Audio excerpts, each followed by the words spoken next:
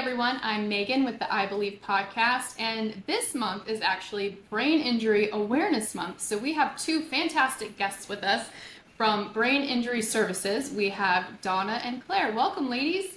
Thank Thank you you. so much. So why don't you each take a minute to just explain what you do? Sure, I'll kick us off. I'm Donna Meltzer, and I'm the CEO of Brain Injury Services. We are located in Northern Virginia, and we have been around since 1989. We primarily serve individuals who have a brain injury. Anybody in our area who has a diagnosis from a medical doctor of brain injury can come and find us, and we have a lot of supports and services for individuals who are on their journey to recovery. So I hope during our conversation we can talk a little bit more about what those services are, but let me turn it over to Claire because she does actually provide direct services and supports to many of our clients. Claire? Yes, thank you, Donna. Hi, Megan. Thank you for having us. Yes, my name is Claire Callison-Obb, and I am the manager of Child and Adolescent Services with Brain Injury Services. So we have a small team of 4 of us in total who serve young adults, infancy, toddlers, children, teenagers, and young adults who are up into college who have brain injuries. That is fantastic. So when you started Brain Injury Services, you said that was quite a few years ago. Has it changed a lot with the amount of people coming forward realizing that they have a brain injury? Yeah, I think so, Megan. You know, the story as I understand it from those who were really part of the movement to establish this organization were largely a group of parents who had adult-aged children with brain injury. And I guess their concern, and rightfully so, was what's going to happen to my child when I'm gone? Who's going to take care of them? What are they going to do during their lives? What will they be able to do? What will their lives look like? So they started this organization to really delve into that. Initially, they were really looking to create more housing opportunities for their adult kids with brain injury. That is one piece of what happens, but really now we look at our community so differently. It's much broader. You know, we don't have just one program here. We have 8 different programs that we run here, running the gamut from day programs for adults who have brain injury and need a place and a space where they can go, both for socialization and that idea of feeling like they belong somewhere and that they have friends, they have a group again, but also so that they can learn or relearn skills that they need so that they can go back into the workforce or doing whatever it is in their life that makes them happy. So we have those programs. We have adult case management. We have the pediatric case management, which Claire mentioned. We have vocational services supports, and we have mental health support, which is a really big way in which we're growing right now. I think, as you can imagine, in today's world, when who doesn't need some help, right? You know, processing what's going on in our world and in our lives, particularly for people who are impacted by brain injury, they need to talk with somebody as well. We also provide occupational support and therapy and just a whole host of ways that we help people along the way with their journey and getting back to building the life that they want to live.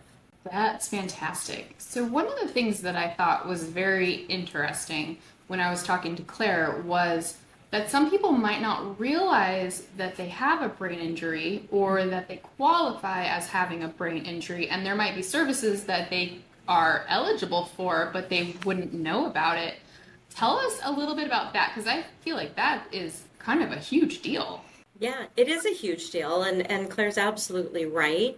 You know, people who go to see their doctor because they have maybe a TBI, traumatic brain injury, they know they have a brain injury. They have had either a car accident or a fall, something that was a really defining moment, right? And so they know that something isn't right and they're going to go see their doctor, and then hopefully it is their doctor or somebody at the hospital who will say, oh, by the way, there's this place called Brain Injury Services and you should give them a call because they can help you on the next step of your journey.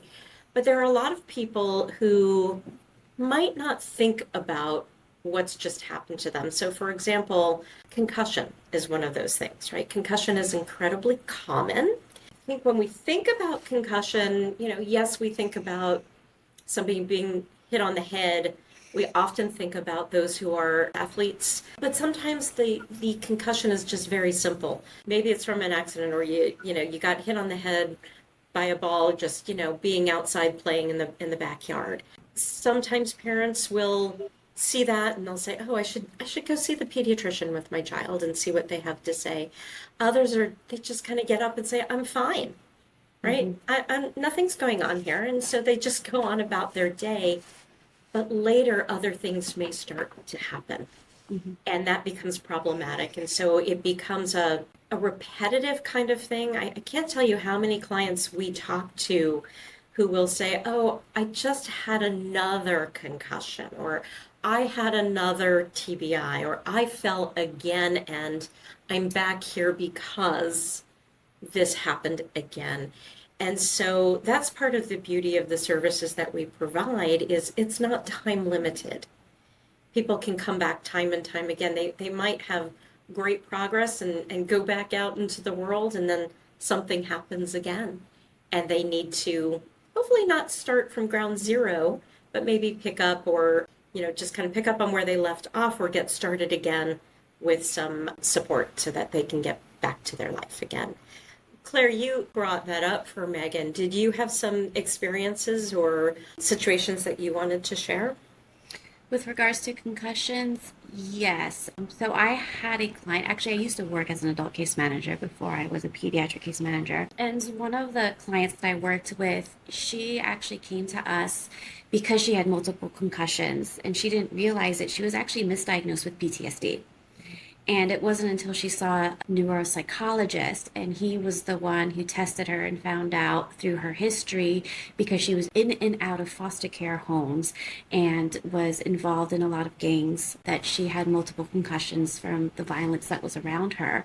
And so it was her neuropsychologist who referred her to us because he knew about us.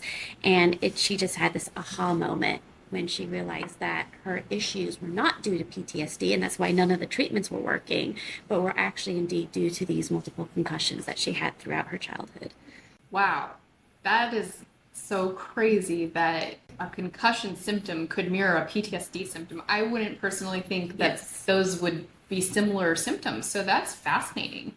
Megan, there's so much we don't know about concussion. In fact, for the last year, we at Brain Injury Services have been embarking upon a year-long effort around concussion. A year ago at this time, we did some polling in Northern Virginia of adults to kind of figure out what they knew about brain injury in general and how they might support a loved one, or what might they be concerned about if you had a concussion or a brain injury of another type and you went back to work, or your child was going back to school. And we learned a lot from that polling data. One of the things that we learned was that most people were not relating concussion to brain injury. And they didn't know enough about concussion and what to do if they or somebody they knew had a concussion, and what the basic protocols even were. So we did a deep dive into that this year. We hosted a summit back in September where we brought together a bunch of leaders, not just from the Northern Virginia community, but also from our federal government, from the CDC, some doctors with deep credentials in concussion, as well as leaders in athletics and schools and all kinds of areas, so that we could really explore this more. I'm excited to share that we have a report that will be coming out this month for Brain Injury Awareness Month. We're getting ready to release that later this month, actually on March 25th. We will be doing a webinar to release that report and to talk with some of our experts about concussion and how it is brain injury, what it might look like, and what people should know after having a concussion. Castle Biosciences is a proud sponsor of this I Believe podcast. Castle's innovative uveal melanoma tests provide valuable information about the risk of your eye cancer spreading to help you and your healthcare team individualize the management of your disease. To learn more, visit castlebiosciences.com. That actually is what I would love to ask you about next. So in our community, we have a lot of vision issues. So ocular melanoma is melanoma in the eye, and most of our patients will either lose sight completely in their eye or at least very severely impacted. So falling is definitely a common occurrence. Yes. So if somebody is to fall and they've hit their head, when do they need to seek treatment? What are the signs that they should look for if they think they might have a concussion? I think that anybody who has had a fall like that, particularly if they're struggling to get up after the fall, if they feel like they're spinning, if their vision feels impaired, it is imperative to see your doctor right away. I think, and one of the things that we heard from our experts during our concussion discussions was that's number one. Don't just sit there and think, oh, it's nothing, it's not a big deal. I fell down, I'm okay, and just brush it off. Go get checked out, because sometimes the symptoms show up later.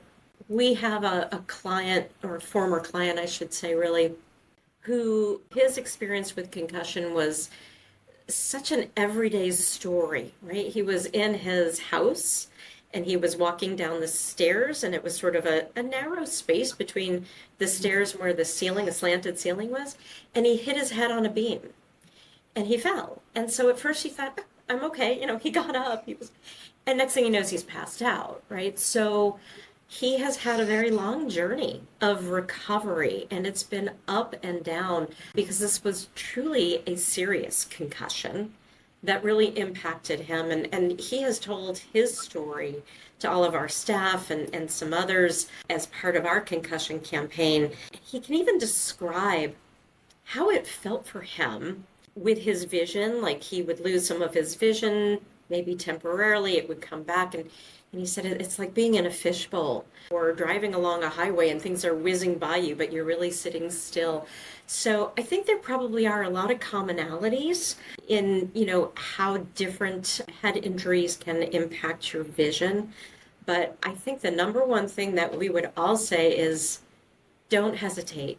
Go get checked out. Let your medical professionals determine what's really going on. Yeah, so important. If you're ever on the fence, just go and get checked out. Just And I go. think, Right. yeah, with everything.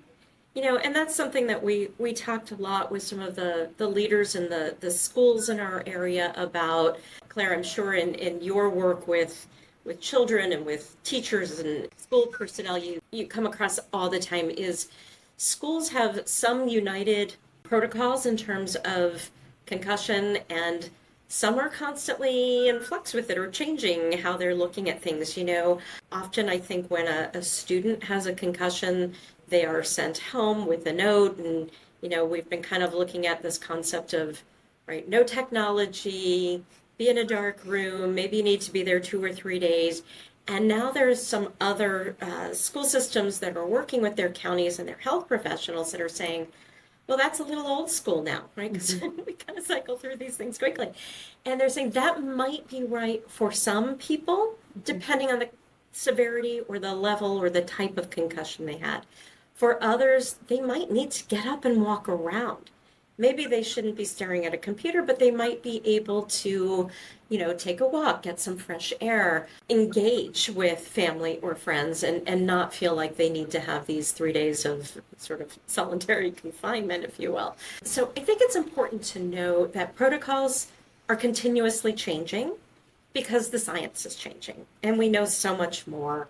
Almost every year, we learn more from science and research. There's better testing, better evaluations, and so our procedures and the way we react to whether it's concussion or traumatic brain injury, something that has happened, we can address it differently now. Yeah, that makes a lot of sense. And I know when I was a kid, the football players would get concussions, and we would always just like, oh, he's got a concussion this week, or this one's got another one. And it was very talked about, like, It's almost like a badge of honor, wasn't it? yeah, and like, Yeah. "Oh, I got another one. Like, it's not a big deal." My son just turned 13, and he was playing volleyball with a friend, and they collided, and her front teeth actually broke on his forehead. We took him to the ER because we thought he might need stitches, and he didn't. He just needed a little bit of glue. But the first thing they did was a concussion test. Yeah. And Perfect. as the mom who brought him to the hospital, was like, oh, I didn't even think concussion. I went straight to stitches.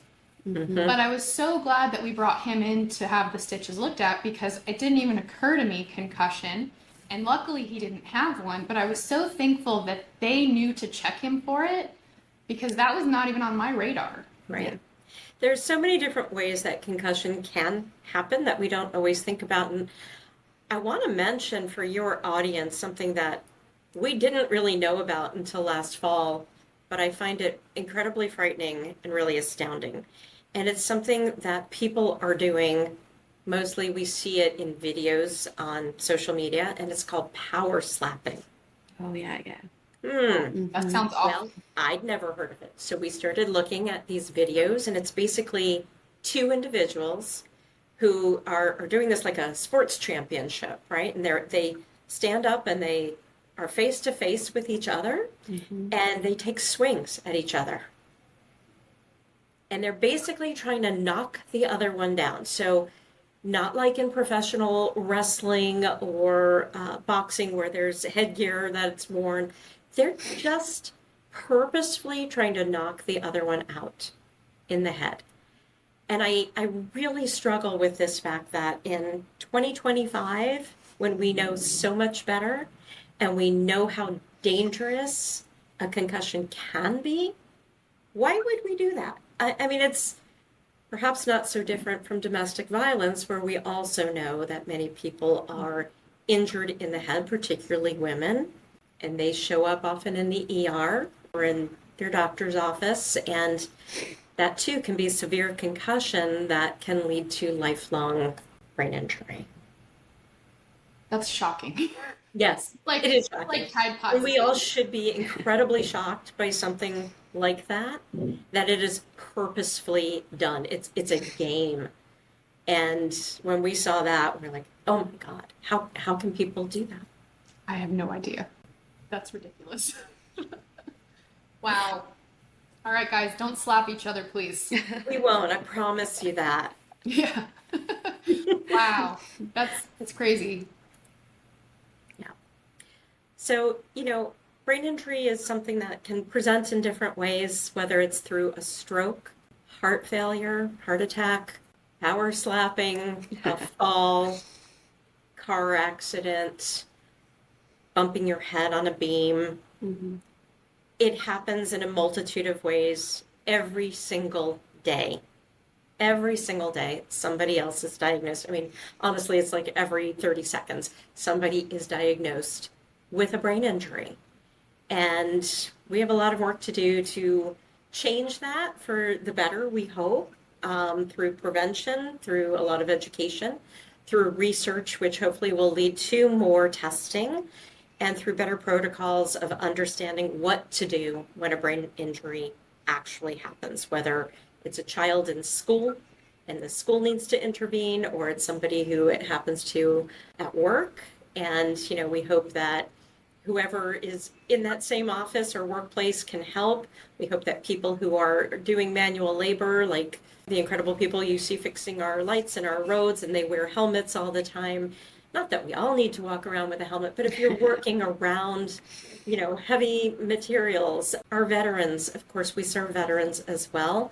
We partner alongside the VA in supporting all of our veterans in Northern Virginia who need maybe beyond what the VA can supply for them, or in addition to, right alongside with them. But so many of them have, of course, experienced TBI, and we're here for them as well to help them get their lives back together. So, we'd like to eventually not be in business anymore because nobody has a brain injury, but that's not the reality. So, Same here. We'd also Yeah. like to be out of business. of course, Yeah. of course, yeah, we all would, right? If only we didn't have to, support whatever illness, injury, disability occurs because it just didn't happen. But it's a real part of our lives, and we're happy to be here supporting individuals and their families through this time. Well, I'm very glad that you are here. Aura Biosciences is a clinical stage biotechnology company focused on developing precision therapies for solid tumors that aim to preserve organ function. Our lead candidate, Belsar, is currently in late-stage development for primary choroidal melanoma and in early stage development in other ocular oncology indications and bladder cancer. Our mission is to grow as an innovative global oncology company that positively transforms the lives of patients. For more information, please visit us at aurabiosciences.com. So one other thing that I did want to ask you about that Claire and I had talked about was that sometimes chemo can be classified as a brain injury. And I had never heard that. Now, ocular melanoma, chemo is not widely used, but some of our patients also have other cancers or reasons that they do have chemo. So for someone who's going through chemo, what does that look like? And are there any things that they should know? The term that I often hear used and people have mixed feelings about it is called chemo brain, which the chemotherapy, of course, is a chemical that affects the brain and damages the brain while someone is going through chemotherapy. And the end result is that there's some damage done there, and it can also alter it can alter a lot of their ability to process. It can alter their cognition. They may be fatigued a lot quicker than they used to be and not have a lot of energy. And a lot of people think, oh, that's the cancer that made me this way. But oftentimes it is the chemotherapy that has affected their brain in such a way where they're moving a lot slower, they're processing a lot slower. They may have more headaches, more dizziness, more fatigue. It might even change them emotionally. They may be more angry in some ways because of the way it affected their brain. And we always say that no two brains are alike, so no two brain injuries are alike. So for everybody, it's going to look different and be different, and their journey is going to be different. I wonder if this is something that just needs more research. We work with the Virginia State Legislature, and we also go to Capitol Hill, and we talk about the importance of research on brain injuries, their causes, and repercussions. So, I think this is an area that definitely is in need of more study. I think, Claire, you're right. There's a lot of people that do talk about this chemo brain thing, kind of maybe similar to, so many of the things that were coming out during COVID when we were all dealing with new impacts of disease that we just don't really understand yet and know everything about. So that is something that I hope might be somewhere in the research down the line so that we can understand what the chemo drugs are actually doing to people's brains. Yeah, that's fascinating. So if you were going to talk to a population that had been through chemo, are there any things that you would tell them to look for and maybe seek out services like yours if they were feeling certain things or noticing symptoms? How do we get our best health care? It's when we speak up, right? Right. So I think if somebody has experienced chemotherapy and is struggling and is feeling continued effects of that, and maybe it's impacting their vision, it's impacting their headaches, don't just blow it off as, oh, it's just part of the recovery from my cancer. Keep pursuing this with your doctor and ask the question, could there be something going on in my brain? Should I see a neurologist? Should I talk to people in the brain injury community? The answer should be yes. Absolutely. And I think that a lot of the time, patients, when they're on these cancer journeys, they don't just have one doctor. They have a team of doctors. So you have your primary, your oncologist, your, XYZ, the list goes on and on. And so to add in a brain specialist, it might be a good idea when you're building that team to have somebody to just kind of check in and make sure like everything is going okay. And if it's not going okay, having that recognized is going to help you get the proper treatment. And then is there anything that, like, say after you got the right treatment for that, are there any classifications that would maybe help you to acquire the right services or anything along those lines? There could be, right? But we just don't know that yet. I think what the research could provide is a better understanding of, are there particular markers for chemo leading to brain issues, and what are those particular brain issues? If those markers are seen, or we're seeing, in the scientific research world, they have to look at a certain number of people kind of presenting with the same or similar things to really be able to study it well and then make those kinds of determinations. But I think what we'd be looking for is how many people are impacted, and is it the same drug that's being used? Is it different drugs that are being used? Is it length of a particular drug? Is it a particular type of cancer? There are so many variables that have to be examined before I think that they can have any consensus that there's brain injury because of chemo drugs. I personally just don't know enough about that, how many different drugs there are, or how it might be metabolized by the individual, and what else might be happening within the body and the brain that leads to those effects. It sounds fascinating. Maybe I think I've always been a researcher or epidemiologist wannabe, but that's not my field. So I can't really go deeper into that because I just don't have that knowledge, but I'm fascinated by this. And I do think it's worth a lot of study. I'd love to see the NIH and the CDC and other national researchers working on this, because there could be some incredible outcomes and maybe a lot of help and support for those who I imagine must feel so frustrated. There's nothing worse than knowing something's wrong with your body and nobody's listening to you, right? It's kind of like, we're among women, menopause, right? For how many decades do people just brush that off? And now we know so much more. There are very real changes happening in the body and the brain. And the more research we know, the closer we can come to having, whether it's a cure or protocols or medications or therapies or whatever it might be to help. Going back to how could we help those particular clients who do feel like they have chemo brain and issues, as long as they have a diagnosis from their medical provider that says you have brain injury, we can help them. But I imagine a lot of them don't have that diagnosis because that's hard to pinpoint from chemotherapy at this point. But I think it's great that we're aware that it is a thing, because now going forward, if enough patients go to their doctor and say, hey, I think I have this, maybe then we could get the funding and the research to figure it out. Yeah. And then if they did get the diagnosis, maybe they would be eligible for more services, programs, medications, whatever it may be. Because that's the whole point, couldn't agree more, right? Advocacy is how it's all done. It's how we've been working to get the funding that we need or other support that we need to serve our clients.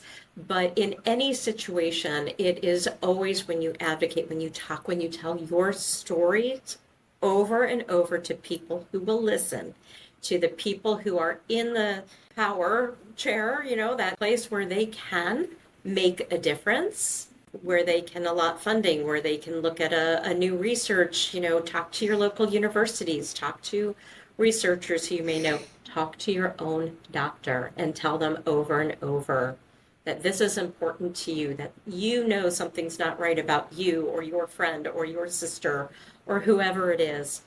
Always tell the story, because that's how we can create change. I couldn't agree more. That was so well said. Tell us where people can find you. You can find us on the web at braininjurysvcs.org. braininjurysvcs.org. We have several different offices in Northern Virginia. Our main hub is in Fairfax, near the Mosaic District, if that is someplace you're familiar with. But we see clients all over the Northern Virginia territory. We have an office in Leesburg for adult case management. We have an office in Winchester. We have 2-day programs. One is here in our Fairfax location and one is in Fredericksburg. So we really cover a lot of territory. So if you think we can be of help to you, please reach out. You can call us at 703-451-8881, and we will take your call. We will direct you to where you need to be, and we'd love to see you come in. And if you're somebody who may not be somebody with a brain injury, but you're interested in who we are and what we do, if you want to see our day programs, you want to see what it's like, you want to know more about what we're doing, we welcome you to come visit us as well. Fantastic. And we will link all of that in the show notes. So if you want to find their website and their phone number, just pop over to the show notes and you can grab it there. Ladies, this has been wonderful. I've learned so much, and I really just appreciate your time and all of the expertise that you've shared with us. Well, thank you so much, Megan. It's been a pleasure, and we're always happy to share information because a lot of people don't know about us. And we also would like your viewers to know that if you're not in our territory, but you're in Virginia, there are similar programs throughout the Commonwealth of Virginia. So if you don't know how to find them, find us. We'll direct you where to go. If you are not in Virginia, there are similar programs in some states, or you can connect through your Brain Injury Association. There's a Brain Injury Association of America, BIAUSA.org, and each state has their own Brain Injury Association. So for us here in Virginia, it's the Brain Injury Association of Virginia, BIAV, but they're also a great resource, and they can point you back to an organization like ours or find you what you need in your state. Well, thank you, ladies, and thank you to our sponsors. We could not make this podcast without our viewers tuning in, so thank you to you for being here and watching. If you're watching on YouTube, please hit subscribe. If you're listening, you'll find us on Apple, Spotify, Podbean, and anywhere else you get your podcasts. And we really do appreciate subscribing there. Please leave us some likes and comments. It all really does help.